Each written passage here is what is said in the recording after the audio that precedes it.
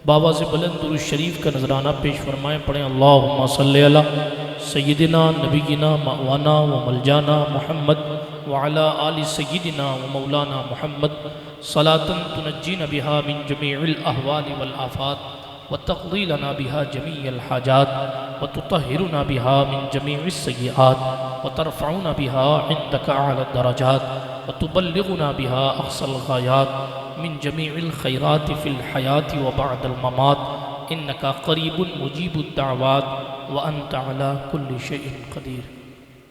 अल्लाह सुब्हानहू व तआला का करोड़ों एहसान है कि उसने हमें और आपको इस पाकीज़ा महफ़िल में आने की और अब तक बैठने की सआदत बख्शी है। मुझसे कबल आप मोहम्मद शरीफ साहब क़ादरी बासनवी की मीठी आवाज़ से मीठे मीठे अशार समात कर रहे थे। अब थोड़ी देर मेरी मीठी आवाज़ से थोड़ा सख्त और खट्टे अल्फाज समात कर लीजिए। वक्त बहुत ज़्यादा हो चुका है, इसलिए ख़िताब कोई लंबा चौड़ा होना नहीं है। थोड़ी सी वही बातें जो हालात हाज़रा को देखकर जहन में आती हैं वो करके अपनी गुफ्तगू को ख़त्म करूँगा। सबसे पहले मैं दिल की अता गहराइयों के साथ इन दूल्हों को, मोहम्मद इमरान और मोहम्मद अफजाल को और इनके वालिदैन को दिल की अता गहराइयों के साथ मुबारकबादी पेश करता हूँ कि उन्होंने सारे माहौल को नहीं देखा बल्कि मुस्तफ़ा जान रहमत अलैहिस्सलातु व तस्लीम के एहसान को देखा। उन्होंने उन लोगों के मशवरों पर अमल नहीं किया जो लोग जहन्नम की तरफ ले जाने वाला रास्ता बता रहे थे, बल्कि उन लोगों की बात पर भरोसा करते हुए इस महफ़िल को सजाया जो लोग आखिरत की फ़िक्र दिला रहे थे। मैंने पिछली तकरीरों में से किसी एक तकरीर में कहा था कि दोस्त वो नहीं होता जो आपको चाय की होटल पर बिठाकर आपका वक्त ख़राब। दोस्त वो नहीं होता जो आपको दुनिया में डुबोकर आपको खुदा भुला दे। दोस्त वो नहीं होता जो दुनिया की रंगीनियों में आपको खींच के ले जाए, बल्कि दोस्त वो होता है जो जहन्नम की राह भी अगर कोई दोस्त पकड़ ले तो उसका हाथ पकड़ के जन्नत की राह की तरफ लेकर आ जाता। दोस्ती उसको नहीं कहते कि आदमी खुद अपने दोस्त को आग में झोंक दे। अगर कोई आपको आग में डाले तो आप उसको दोस्त मानेंगे, दुश्मन मानेंगे। जब दुनिया की आग में कोई डाले तो आप उसको दोस्त नहीं मानते। कोई जहन्नम की आग की तरफ जाने का रास्ता बताए तो आप उसको दोस्त कैसे मानते हैं? मुझे आज तक यही बात समझ में नहीं आई।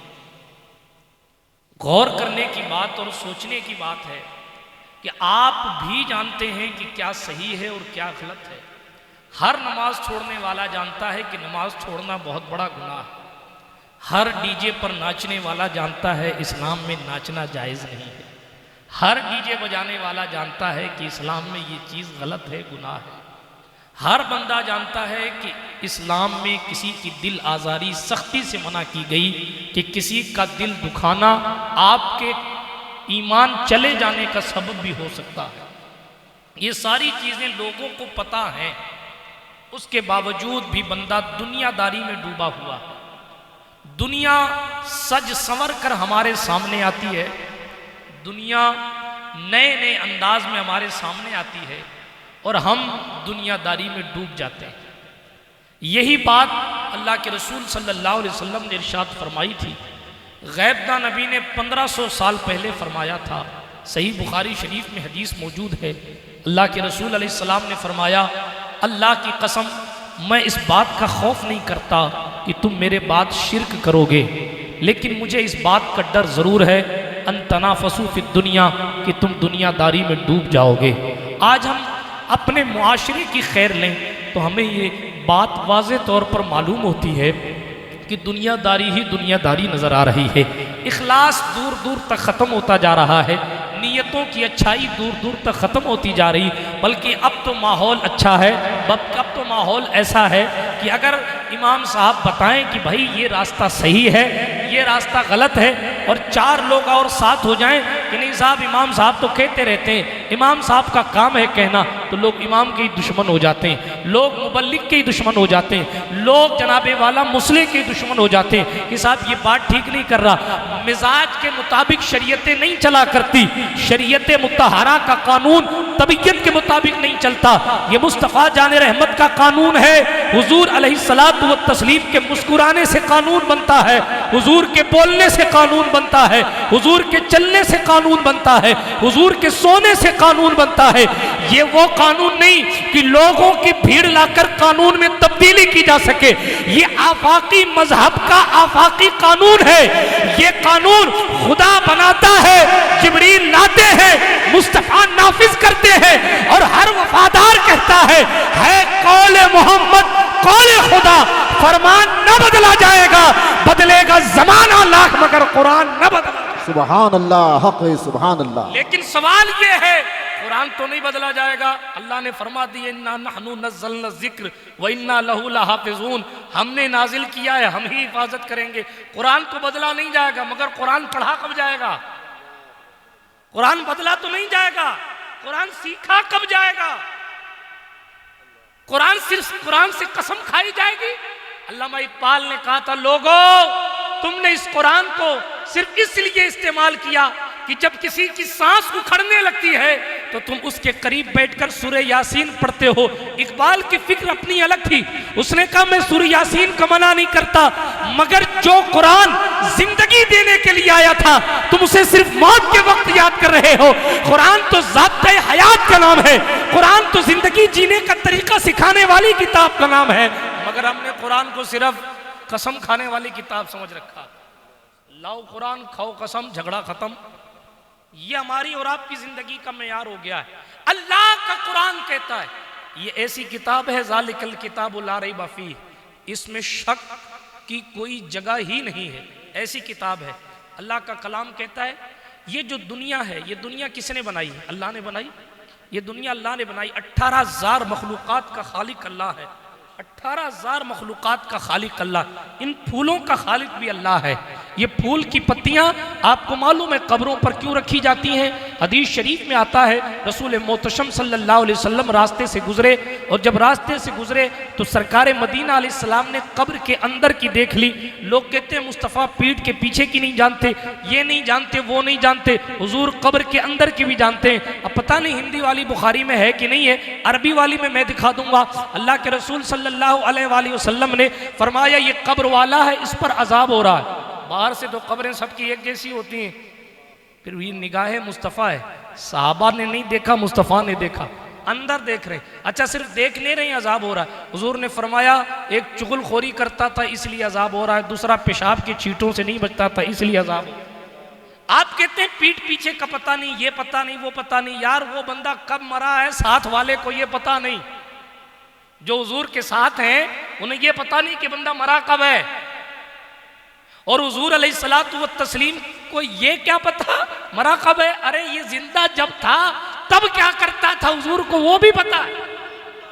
जब जिंदा था तब क्या करता था और किसकी वजह से इसको अज़ाब तब भी मैं इमाम अहले सुन्नत ने बहुत सोच समझ के कहा, और कोई गैब क्या तुमसे नेहा हो भला, जब ना खुदा ही छुपा तुम पे करोड़ों दुरूद। जब खुदा का जलवा देख लिया तो फिर कब्र के अंदर देखने की बात कौन सी बड़ी है? कब्र के अंदर है कौन, अपनी जिंदगी में करता क्या था, हुजूर जानते हैं। अच्छा इस मर्ज का इलाज कैसे होगा ये भी हुजूर जानते हैं। फरमाया खजूर की शाख लाओ, शाख लाओ, तरो ताज़ा शाख लाई गई। हुजूर ने उस शाख के 2 टुकड़े किए और 2 टुकड़े करने के बाद कब्र के ऊपर रख दिया और एक कानून दे दिया, अगर कब्र के ऊपर रख कर खामोशी से चले जाते तो शायद आज कब्रों पर फूल नहीं होते, मगर हुजूर ने कानून देना था। मुस्तफ़ा ने फरमाया जिस वक्त तक सूखेगा नहीं उस वक्त तक कब्र वाले को सवाब मिलता रहेगा।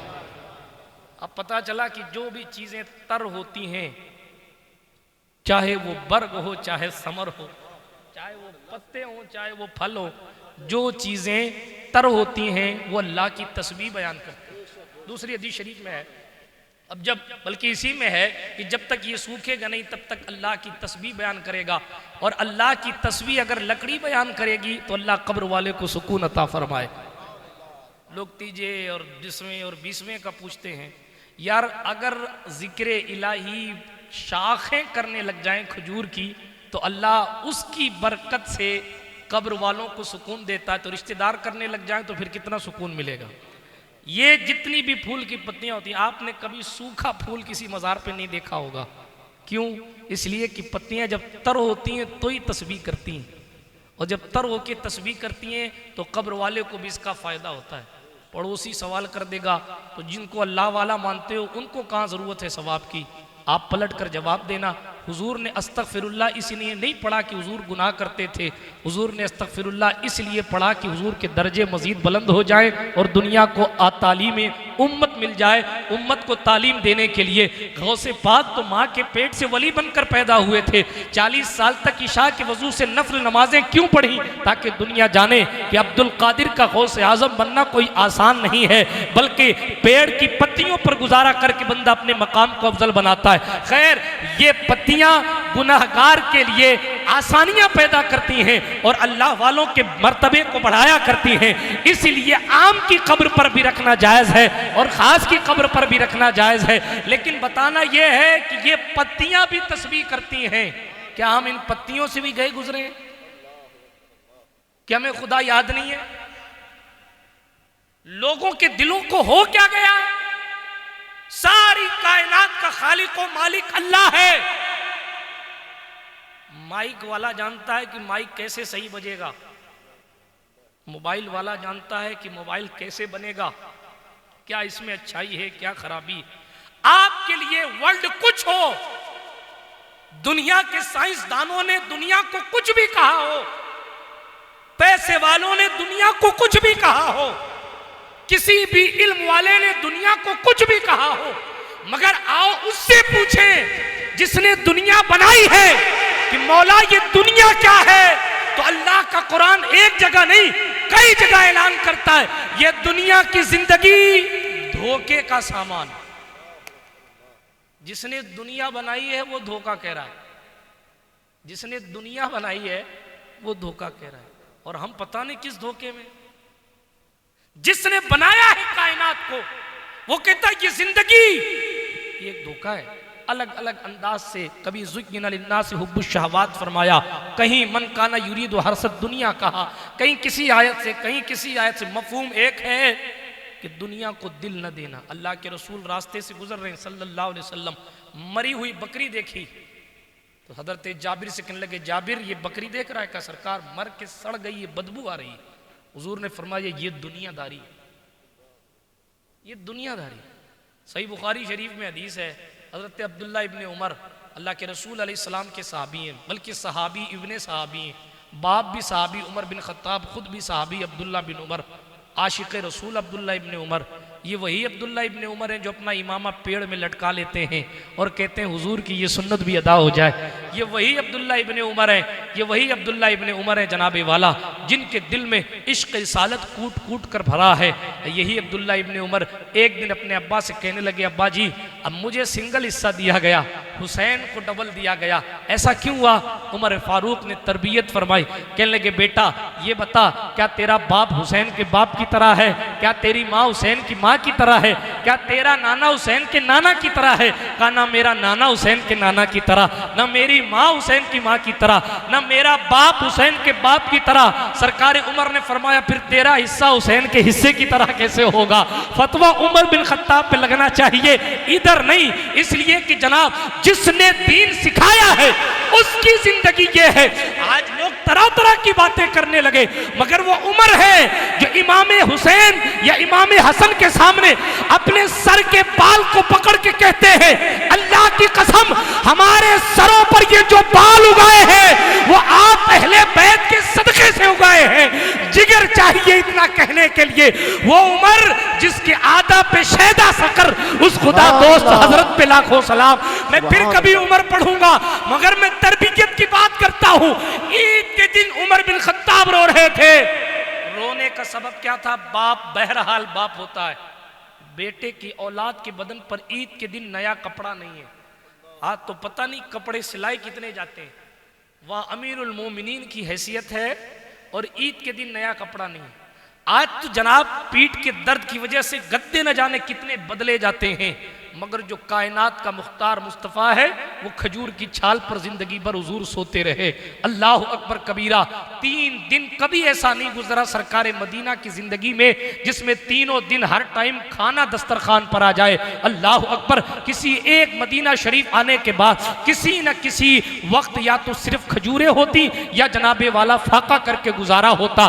इमाम कहते हैं मालिके कौनैन है, गो पास कुछ रखते नहीं, दो जहां की नेमतें हैं इनके खाली हाथ में। हुजूर गरीब नहीं है। सही बुखारी में लिखा है हुजूर सूरज ग्रहण की नमाज पढ़ा रहे थे, कदम आगे किया। हदीस लंबी है। जब सरकार मदीना ने सलाम फेरा, साहबा ने पूछा हुजूर कदम आगे क्यों बढ़ाया था? फरमाया नमाज पढ़ रहा था तो मेरे सामने जन्नत ला के रख दी गई। सोचा जन्नत की नेमत से फल तोड़ के तुम्हें दे दूं, तुम कयामत तक खाते रहो। ये बुखारी शरीफ में हदीस है।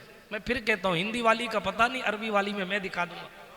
आपके आसपास हिंदी वाले ज्यादा बोलते हैं, इसलिए मुझे बार बार कहना पड़ता है। हमारे पास तो आते नहीं, आपके पास ही आते हैं, इसलिए बार बार कहना पड़ता है। तवज्जो रखें, हदीस बुखारी शरीफ में है। सरकार मदीना अलैहिस्सलातु व तस्लीम की बात कर रहा था। क्या हदीस सुना रहा था मैं? क्या सुना रहा था?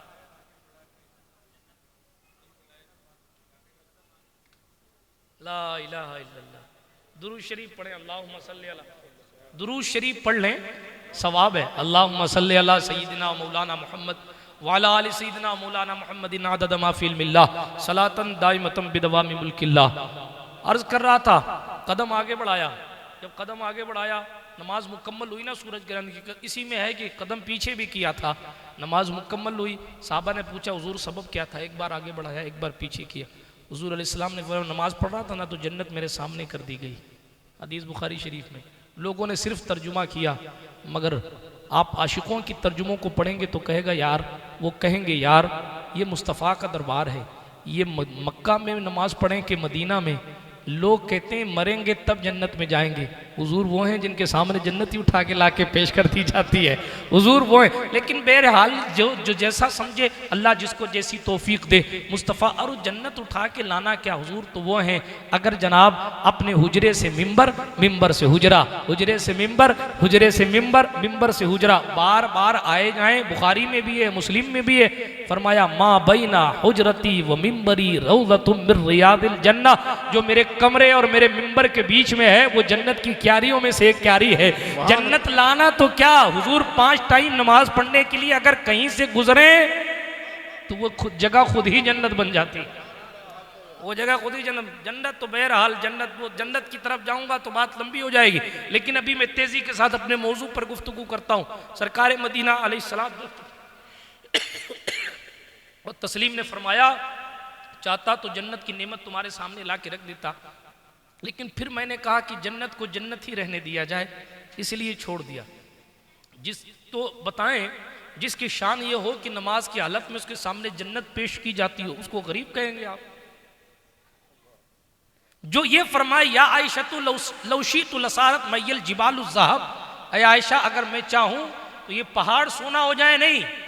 फरमाया ये मेरे साथ चलें। हदीस शरीफ में ये नहीं है कि अगर मैं चाहूं तो पहाड़ सोना हो जाए। फरमाया लसारत मैयल, सारा यसीरों के माना होता है सैर करना। अगर मैं चाहूं तो सोने के पहाड़ अपने पीछे पीछे लेके जाऊं, अगर मैं चाहूं सैर करने जाऊं तो सोना साथ लेके जाऊं, मगर मालिके कौन है? देखें दोनों तरफ की हदीस को पेश करके इमाम अहले सुन्नत ने 2 मिसरे में सारी कहानी समझा दी। कहा मालिके कौनैन है, यहाँ के भी मालिक हैं वहाँ के भी। ये अलग बात है कि पास कुछ रखते नहीं हैं तो हाथ खाली, मगर 2 जहां की नेमतें हैं इनके खाली हाथ। ठीक है, इसीलिए गरीब न कहिएगा। मुस्तफ़ा जान रहमत अलैहिस्सलात व तस्लीम की बात कर रहा था, बात लंबी ना हो जाए इसलिए मैं शॉर्ट करने की कोशिश करता हूँ। सरकार मदीना अलैहिस्सलात व तस्लीम सारी कायनात के लिए रहमतुल लिल आलमीन। अल्लाह रब्बुल आलमीन है, मुस्तफ़ा रहमतुल लिल आलमीन। ये भी एक मौजू है मगर उस तफसील में नहीं जाता।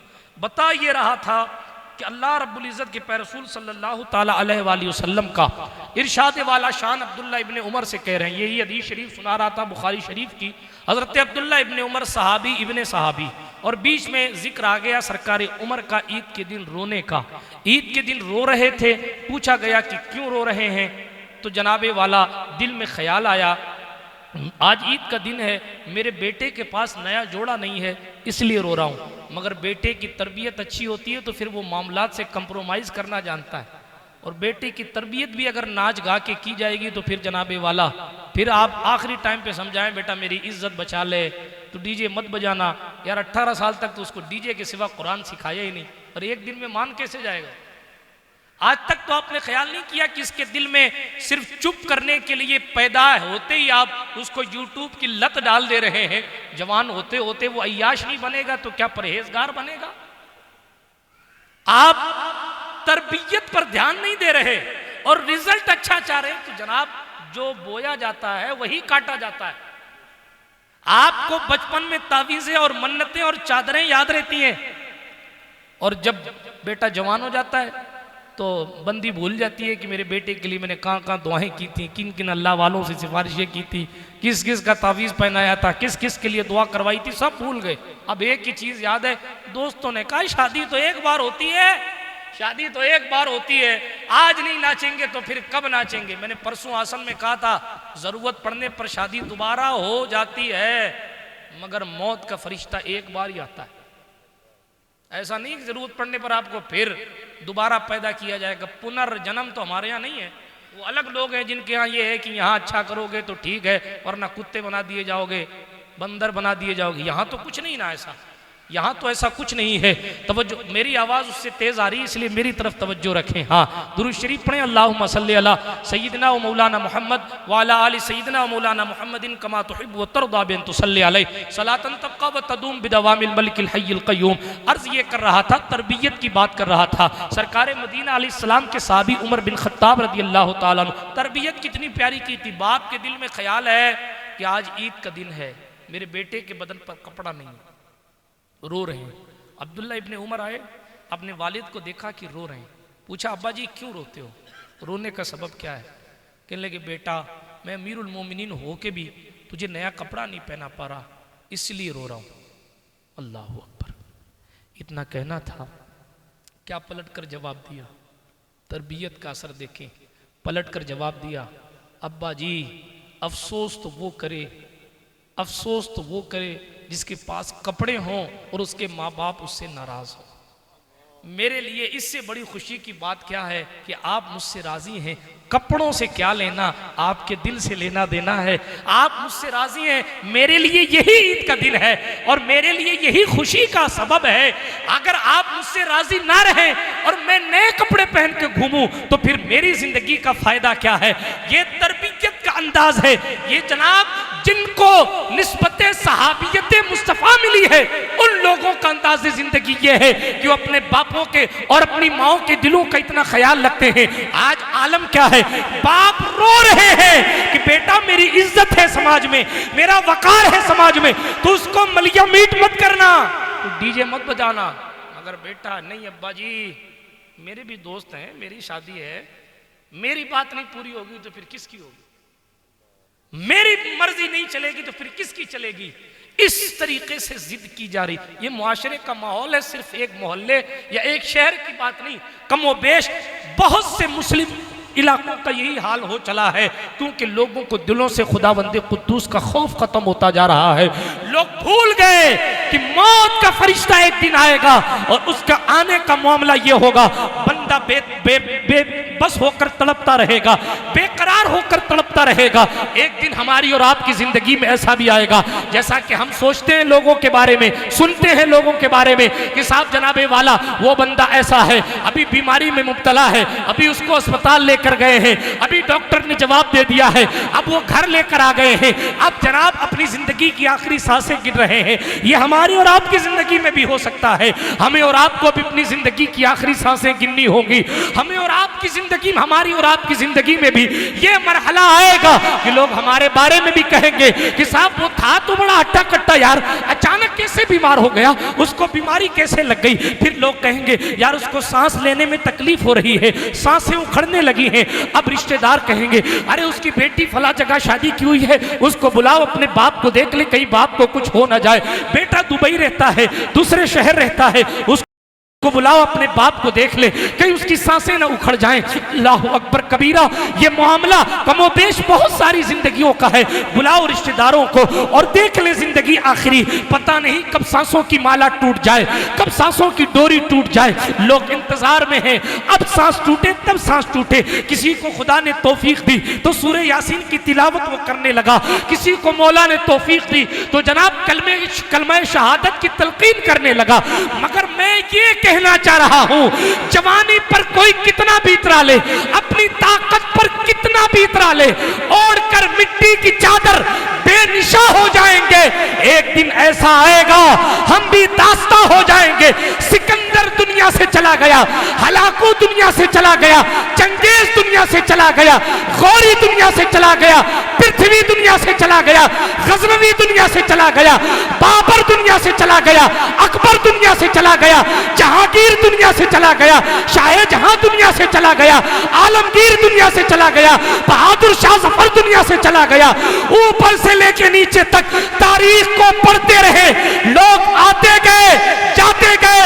अल्लाह का कुरान कहता है इन्नका मय्यतुन व इन्नहुम मय्यतून। अगर इस नील गगन के नीचे किसी की जाहिरी जिंदगी बाकी रखनी होती तो सबसे पहला हक फातिमा ज़हरा के बाबा का था। अल्लाह ने मलकुल मौत को वहां भी भेजकर ये बता दिया अब किसी की मां ने नहीं चला जिसे दुनिया छोड़नी ना हो। अब हर बंदा आया है जाने के लिए आया, मगर अक्लमंद कौन? अक्लमंद वो इंसान जो अपनी मौत को याद रखे। ये हुजूर की हदीस है।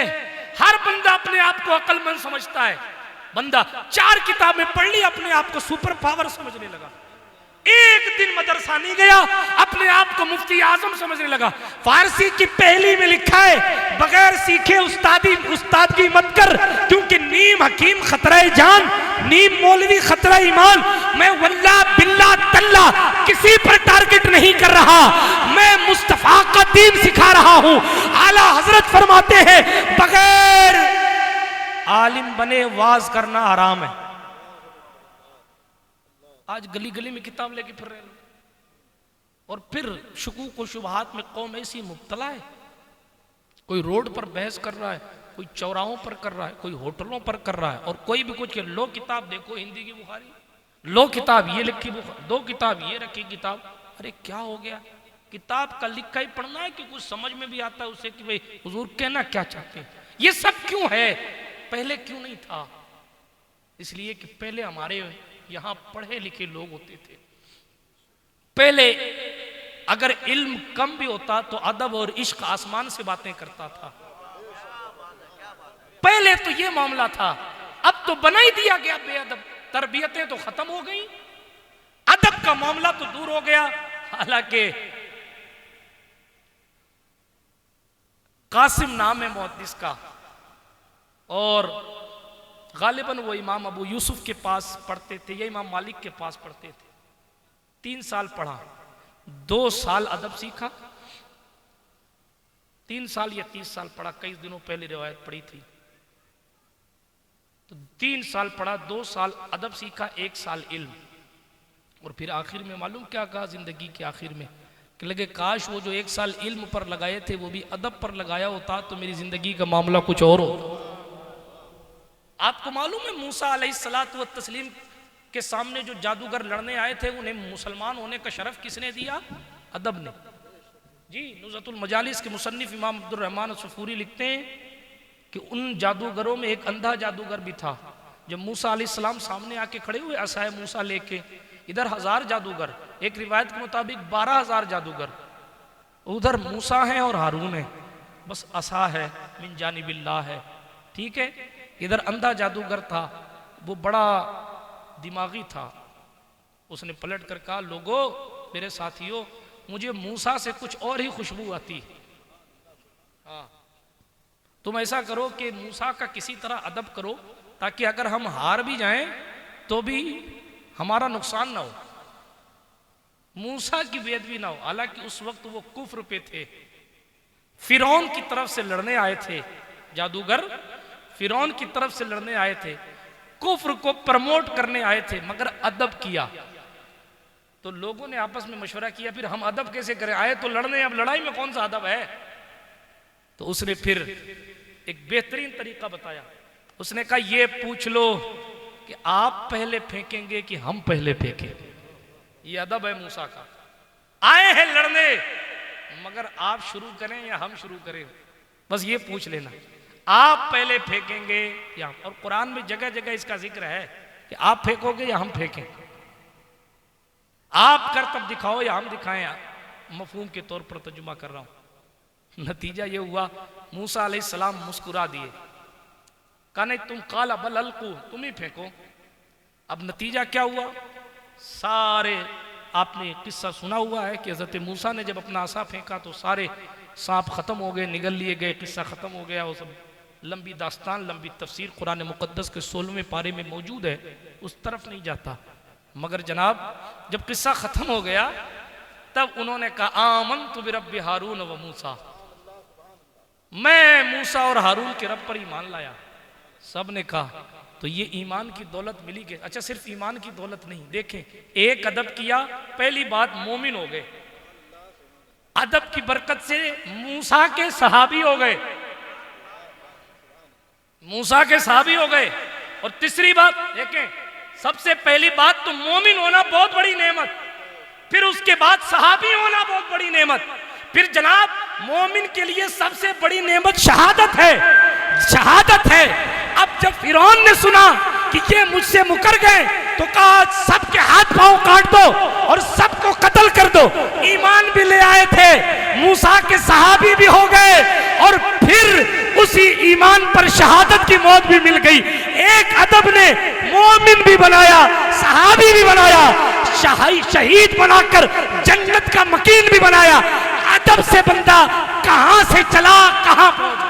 नारे तकबीर, नारे रिसालत, फैजान मखदूम शाह सिमना। खैर बात दूसरी तरफ न निकल जाए, यहां हम अदब की बात कर रहे हैं और हाल बेअदबों का यह है कि 7-7 दिन 20-20 दिन डीजे बज रहे हैं और अकल के यतीमों को इतना दर्द नहीं हो रहा कि जिस इस्लाम ने जानवरों के दिलों का ख्याल किया है, वो इस्लाम अगर ये कानून बताने पर आए कि किसी के दिल से आह निकले तो क्या होता है, तो फिर लोगों पर लर्जा तारी हो जाए। आपको डर नहीं लगता किसी के दिल की बद्दुआ से? आपके घर में शादी है, क्या पड़ोसी भी आप पे नाच पे राजी है? अल्लाह के रसूल की तो साफ हदीस है, ये हिंदी वाले भी बताते होंगे। अल्लाह के रसूल ने फरमाया है बेहतरीन मुसलमान वो है मन सलिमल मुस्लिमून मिन लिसानिही व यदी, जिसकी जबान और जिसके हाथ से दूसरे मुसलमान सलामत रहे, महफूज रहे। मुस्तफ़ा जान रहमत ने तो दिल रखने के लिए क्या क्या नहीं किया, मुस्तफ़ा वालों ने दिल रखने के लिए क्या क्या नहीं किया। मैंने पिछले दिनों किस्सा सुनाया था हजरत हातिम असम का। असम कहते हैं बहरे को, वो बहरे नहीं थे। हाँ, आज हमारा लक़ब गलत निकल जाए तो जलसे के बाद जलसे वाले नाजिम को डांटते हैं कि तू तैयारी करके नहीं आता, तू क्या है इधर उधर के लक़ब बयान कर देता। अरे माट साहब को नहीं कह रहा मैं, हाँ ये माट साहब को नहीं कह रहा, एक नॉर्मल बात कर रहा हूँ। डांटते हैं, तंबीह करते हैं कि साहब टाइटल गलत ले लिया, लक़ब गलत। अल्लाह अकबर, क्या लक़ब, क्या सबसे बड़ा लक़ब मैं गुलाम मुस्तफ़ा हूँ, ये मेरी पहचान से बड़ा कोई लक़ब वक़ब नहीं है। हाँ, सबसे बड़ा लक़ब यही है हुज़ूर अलैहिस्सलाम का। आला हज़रत ने भी लिखा है कि मैं अब्दुल मुस्तफ़ा जो अहमद रज़ा के नाम से मशहूर है, यही ज़िंदगी है।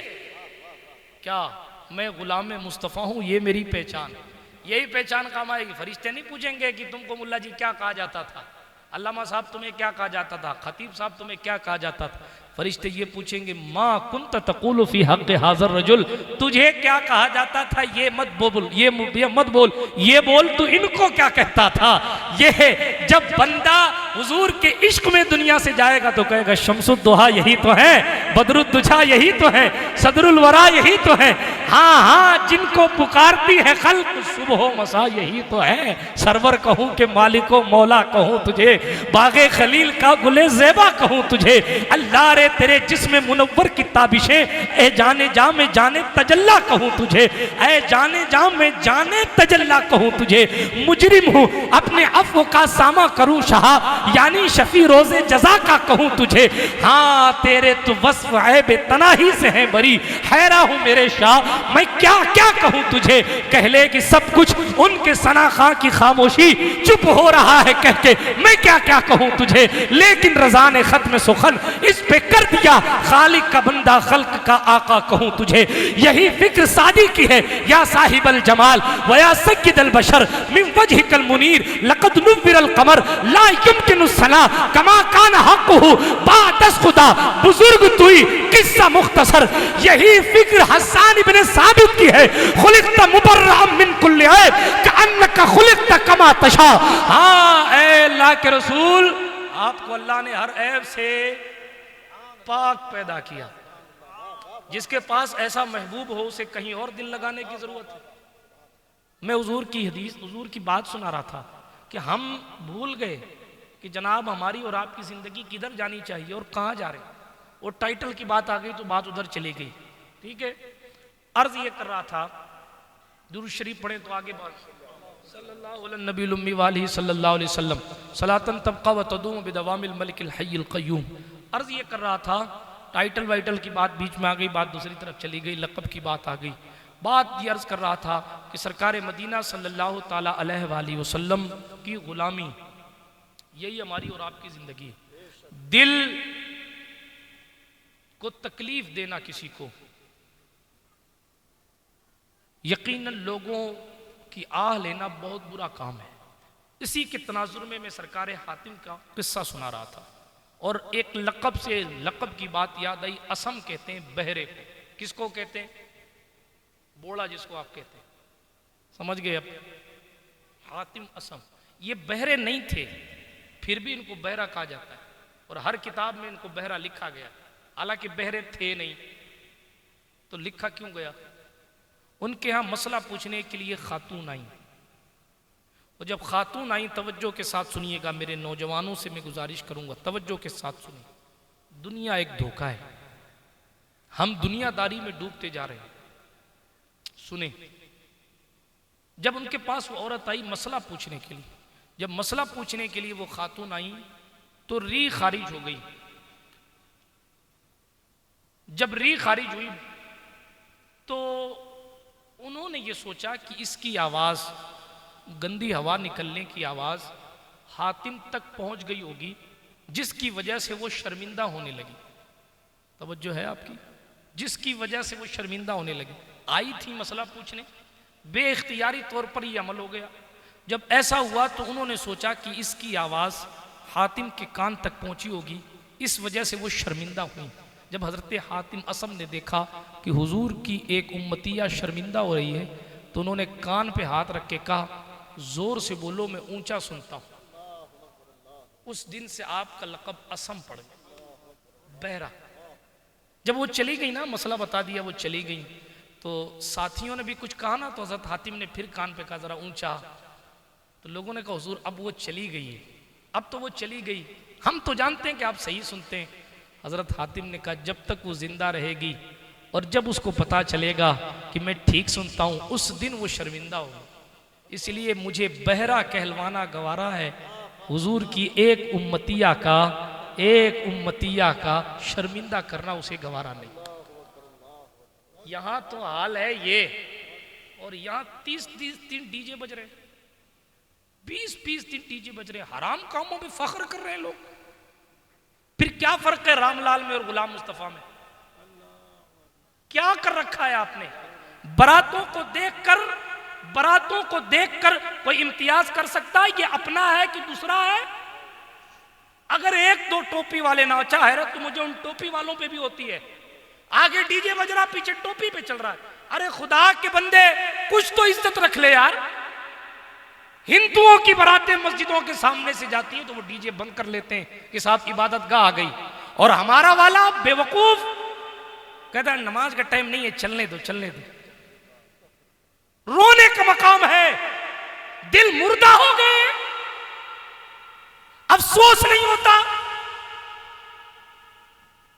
इब्लीस की महफिलों को सजाने के लिए आप अपने दोस्तों के साथ कोशिशें करते हैं, मशवरे देते हैं लोगों को कि साहब ये लोग मिलाद रखोगे तो 4 लोग आएंगे, 5 लोग आएंगे, क्यों आएंगे, नाच कराओ, जो नहीं जानता, जो तुझे नहीं मानता वो भी आ जाए। अच्छा कितना इख्तिलाफ हो टैक्सियों में बैठकर और इधर उधर बैठकर, साहब हम तो गए नहीं थे, ये तो फैसला क़यामत के दिन होगा कि तेरा दिल किधर था। हाँ, ये फैसला इमामों पर रखा ही नहीं गया, उलमा पर रखा नहीं गया। फरमा दिया गया मालिक यौमिद्दीन, क़यामत के दिन के मालिक हम हैं। लिमनिल मुल्कुल यौम लिल्लाहिल वाहिदिल क़हार, वो अल्लाह की बादशाहत होगी, वही पूछेगा। और फिर ऐसा नहीं है कि यहाँ झूठे बहाने बनाकर टिका देते हो, वहां तो जबानों पर ताले होंगे। अल-यौम नख्तिमु अला अफ़वाहिहिम, सूरह यासीन की आयत है, तर्जुमे भी पढ़ा करें कभी। अल-यौम नख्तिमु अला अफ़वाहिहिम, जिस दिन हम मुंह पर मोहर मार देंगे। व तुकल्लिमुना अयदीहिम, हाथों से बातें करेंगे। व तशहदु अर्जुलुहुम बिमा कानू यक्सिबून, और जो वो करते थे उनकी गवाही उनके पैर देंगे। कहां कहां नाचते थे, कहां गुनाहों की तरफ जाते थे, कहां याशियों की महफिलें सजाते थे। मैंने शुरू में कहा वो दोस्त कैसा दोस्त जो आपको आग में डाले। जब दुनिया की आग में डालने वाले को आप दोस्त नहीं मानते तो जहन्नम की आग का मशवरा देने वाला आपका दोस्त कब से हुआ, कब से हुआ। अल्लाह ने अकल दे रखी, दिल का तोड़ देना। एक बुढ़िया थी, बादशाह ने अपने महल का को वुसअत दी, बड़ा किया महल, तो बुढ़िया की गरीब की झोपड़ी थी। वो बुढ़िया की झोपड़ी जब वहां थी तो बादशाह ने अपना महल चौड़ा किया, तो बादशाह उसने बुढ़िया की झोपड़ी उड़वा दी, खत्म कर दी और अपना महल लंबा कर लिया। बुढ़िया की झोपड़ी को मलबा बना दिया गया। बुढ़िया मौजूद नहीं थी, बुढ़िया की झोपड़ी को मलबा बनाया गया। जब बुढ़िया पलट कर आई तो देखा उसका आशियाना उजड़ चुका था, उसका घर खत्म। उसने अपने घर के ढेर पर खड़े होकर आसमान की तरफ देखा और कहा मैं तो नहीं थी, तू तो था, मैं तो नहीं थी। ये दिल का दर्द है, एक गरीब के दिल का दर्द निकलता है। मोमिन के दिल की दर्द की बात अलग है, फिर आलिम के दिल के दर्द की बात अलग है, फिर सादात के दिल के दर्द की बात अलग है। एक मोमिन है, दिल का दर्द निकला, मैं नहीं थी, तू तो था। इतना कहना था, बादशाह का महल जमीन में धंस गया, किस्सा खत्म। ये दिल का दर्द है, ये बदुआ है। मैं पूछना चाहता हूं, किसी को दिल की बीमारी है, किसी के घर में छोटा बच्चा है, कोई नमाज पढ़ रहा है, कोई पंसूरा पढ़ रहा है, कोई तिलावत कर रहा है, और आप इब्लीस बने हुए हैं। गैरत ही मर गई है बिल्कुल। और फिर कब्र में हुजूर को मुंह भी दिखाना है, फख्र से कहते हैं हुजूर सामने। हमें हुजूर का सामना किस मुंह से करोगे, किस मुंह से हुजूर का सामना करोगे। रोने का मकाम है कि हम कहां से चले कहां आ गए। गौसे आजम ने जंगल की पत्तियां खाई, 25 साल तक जंगल की पत्तियां खाई, रोटी मुंह पे नहीं रखी, होंठ कड़े हो गए, सूख गए, हरे हो गए। और फिर आखिर में खाने काबा का गिलाफ पकड़ के रोते थे, अल्लाह अब्दुल कादिर की खताओं को माफ कर देना, वरना मुझे अंधा करके उठाना। गरीब नवाज, लोग समझते हैं सिर्फ मन्नतें पूरी करवाने की चीज का नाम गरीब नवाज है। एक दिन कुतुबुद्दीन बख्तियार काकी ने देखा कि हुजूर गरीब नवाज रो रहे हैं। तवज्जो रखिएगा, बोलना कुछ और चाहता था मगर ज़हन में बात कुछ और आ गई। रो रहे हैं सुल्तान, अपने दोनों रानों के बीच में सर रखकर। कुतुबुद्दीन बख्तियार काकी करीब आए, जानशीन गरीब नवाज अर्ज करते हैं हुजूर क्यों रो रहे हैं। फरमाने लगे कुतुबुद्दीन आज पहली बार नहीं 40 साल से रो रहा हूं। ये गरीब नवाज की बात कर रहा हूं, जिनको शहंशाह हिंदुस्तान कहा जाता है, हिंदू मुस्लिम सिख ईसाई जिनकी चौखट पर आकर अपनी खाली झोलियों को भर के जाते हैं। मैं उस गरीब नवाज की बात कर रहा हूं जहां अकबर से लेकर दौरे हाजिर तक हर हुक्मरान सलामी देने जाता है। कोई अगर मगरूर हो तो दूसरी बार चादर जरूर भिजवा देता है। वो मैं उस शहंशाह की बात कर रहा हूं। हाँ, अखंड भारत की सल्तनत होने के बावजूद जिसकी सल्तनत में कोई फर्क नहीं आया, तो 5-5 साल के जमहूर प्रधानमंत्रियों की मौजूदगी में उनकी सल्तनत पर क्या फर्क आने वाला है। मैं उस शहंशाह की बात कर रहा हूं जी। रो रहे हैं। कुतुब पाक ने पूछा हुजूर क्यों रो रहे हैं? कहा 40 साल से रो रहा हूं। हम और आप रोते हैं कभी अल्लाह के डर से?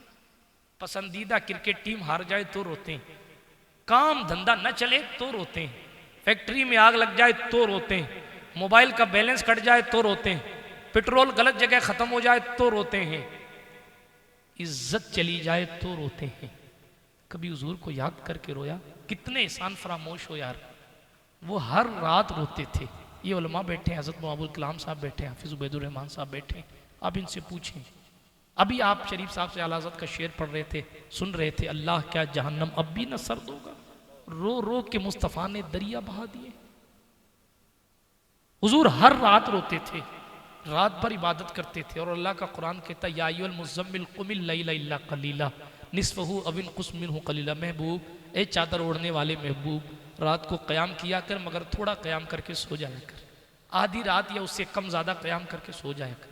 ये महबूब हैं, इनको अल्लाह रब्बुल इज़्ज़त इस अंदाज से पुकारता। मगर महबूब है कि सर को सजदे में रख के रब्बी हबली उम्मती, ए अल्लाह मेरी उम्मत को बख्श दे, ए अल्लाह मेरी उम्मत को बख्श। बल्कि जनाब यहाँ तक भी आया है कि जब हुजूर अलैहिस्सलाम के जसद अक़दस को क़ब्र अनवर में रख दिया गया, कुसुम इब्न अब्बास या हज़रत अब्बास के कोई और शहज़ादे, वो कहते हैं कि मैंने देखा हुजूर के होंठ हिल रहे थे।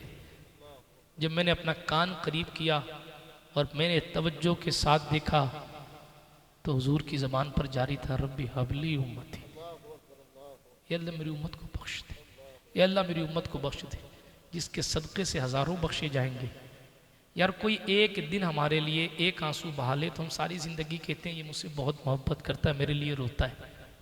और जिसने हमें देखा नहीं ज़ाहिरी तौर पर, जिसको हमने देखा नहीं ज़ाहिरी तौर पर, हुजूर की ज़ाहिरी ज़िंदगी में हम नहीं आए, उसके बावजूद भी हुजूर ने हमारी मग़फ़िरत की दुआएं की।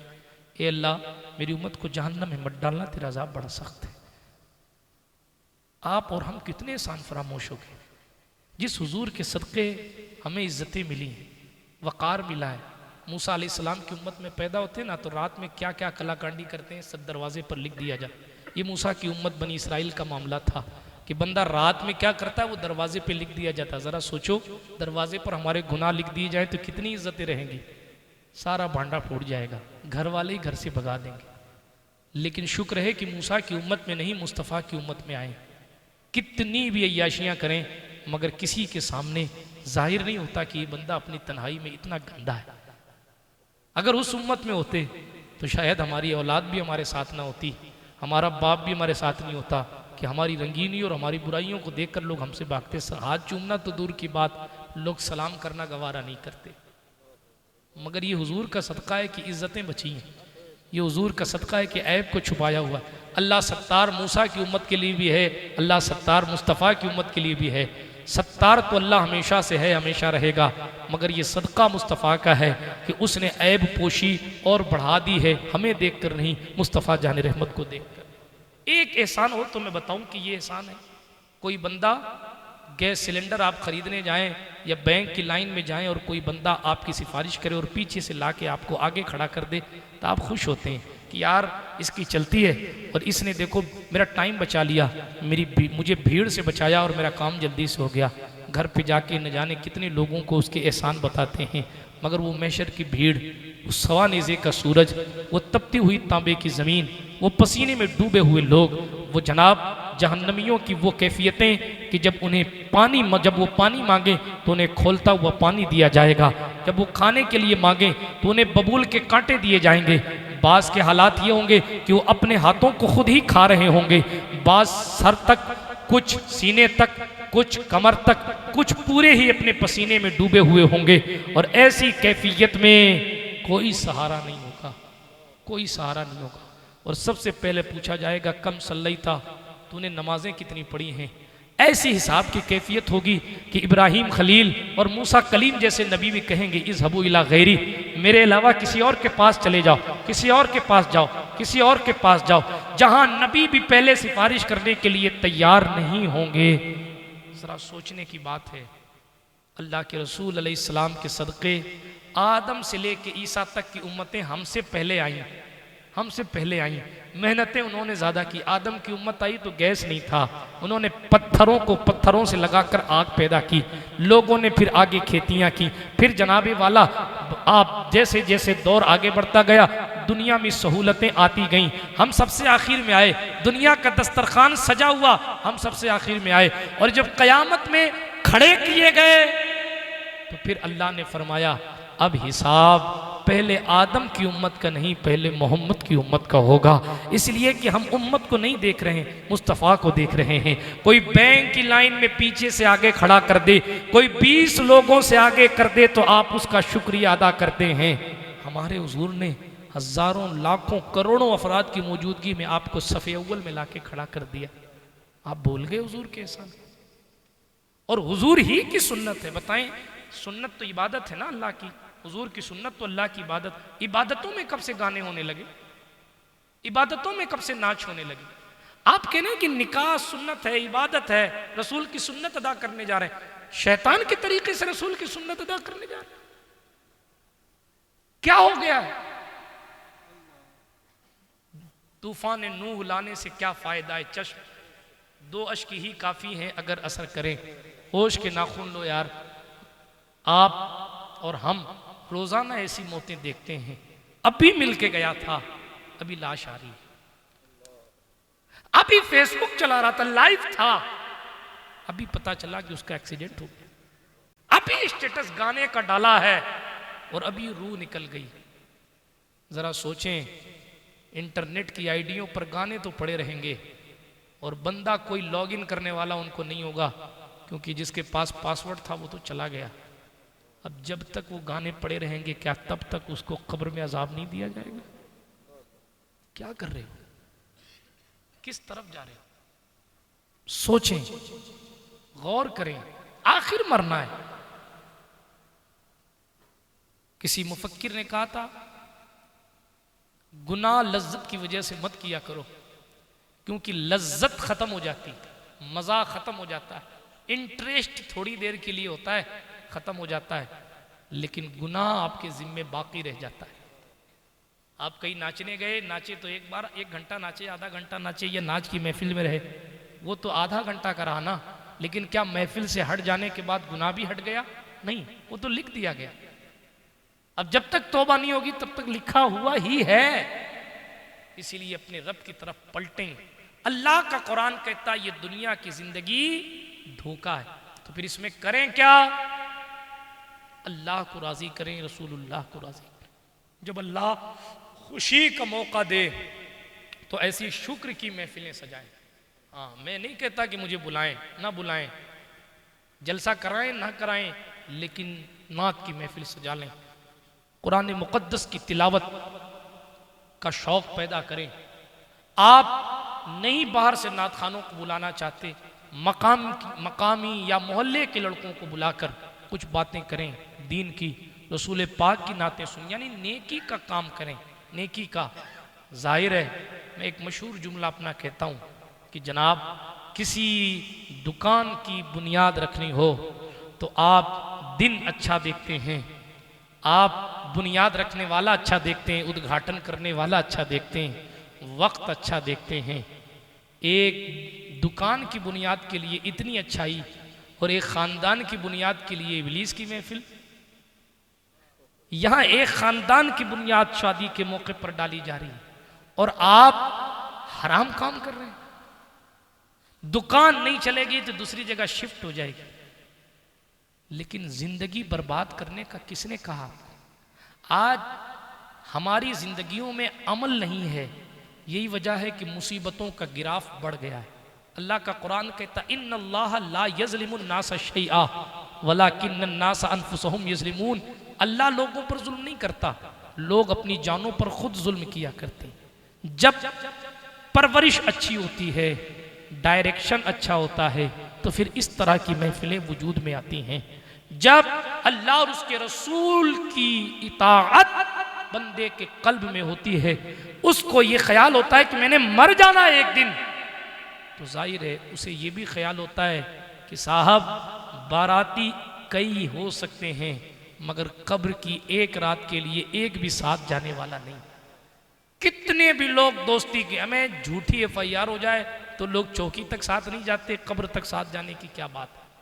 जिन दोस्तों पर लोगों को नाज होता है ना, हमने देखे हैं हमने कि वो लोग जनाजों की से अलग हटकर किनारे खड़े होते हैं, क्योंकि उनकी आदत होती है वो हर जनाजे के साथ यही करते हैं, जनाजे को कंधा नहीं देते, मजबूरन पीछे पीछे चलते रहते हैं। कोई उनसे कहता है जनाजा पढ़ लो तो वो कहते हैं मेरे छांटे लगे हुए। क्या ये बातें नहीं है? जिस दोस्त के लिए तूने खुदा से दूरी इख्तियार की, वो दोस्त तेरे लिए कलमा इस्तिग़फ़ार करने तैयार नहीं। और फिर वो लोग जो हराम खाएं, हराम काम करें, वो इस्तिग़फ़ार करके भी क्या करेंगे? काश के दोस्ती उन लोगों से की होती, काश के साथ उन लोगों के बैठा होता जो जाने के बाद कम से कम 1 बार सूरह फातिहा और 3 बार कुल वल्लाह शरीफ पढ़कर तुझे नजराना पेश कर सके। इसीलिए गुजारिश करूंगा कि अपनी जिंदगियों में तब्दीली लाएं।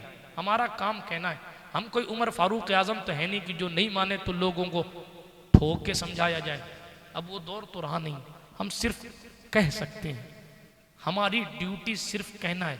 हर खतीब वमा अलैना इल्लल बलाग कहता है, उसका माना यही होता है कि हम पर सिर्फ पहुंचाना है, हमारा काम सिर्फ पहुंचाना है। अमल आप करेंगे तो ठीक है, नहीं करेंगे तो हमारी ड्यूटी पूरी हो गई।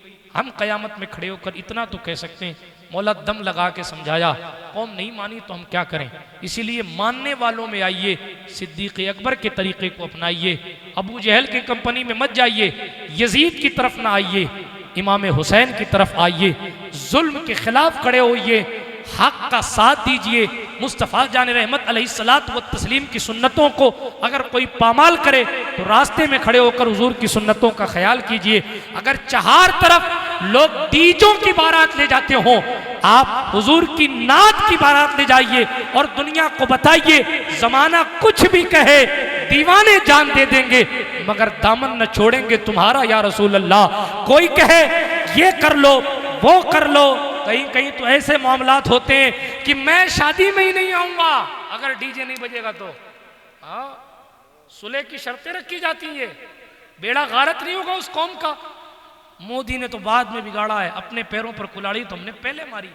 मोदी ने तो नहीं कहा था कि आप फजर की नमाज पढ़ने ना जाएं, RSS ने तो नहीं पाबंदी लगाई थी कि साहब आप इशा की नमाज पढ़ने ना जाएं। ये किसने आपको सिखाया कि आप रात के 2 बजे तक मटर गश्तियां कर सकते हैं मगर इशा की नमाज की पाबंदी नहीं कर सकते? अल्लाह के रसूल ने फरमाया मुनाफिकों पर 2 नमाज भारी पड़ती है, एक फजर की एक इशा की। अपने ईमान की खैर लीजिए, कहीं आप मुनाफिकों की तरफ तो नहीं जा रहे। खैर लीजिए, बातें बहुत कुछ की जा चुकी। मैंने कहा तूफान नूह लाने से क्या फायदा है चश्म, 2 अश्क ही काफ़ी हैं अगर असर करें। अगर दिल में ज़मीर होता है, अगर दिल में कुछ जनाबे वाला एहसास का मुअम्मा है तो फिर बंदा 2 गिरते हुए आंसू से भी अपनी ज़िंदगी में बदलाव लाने की कोशिश करता है। और अगर दिल ही पत्थर किया हुआ है, अबू जहल ये तेरी किस्मत, मैं खाने में था महरूम रहा, घर बैठे हुए से करनी ने पी इश्क नबी का जाम लिया।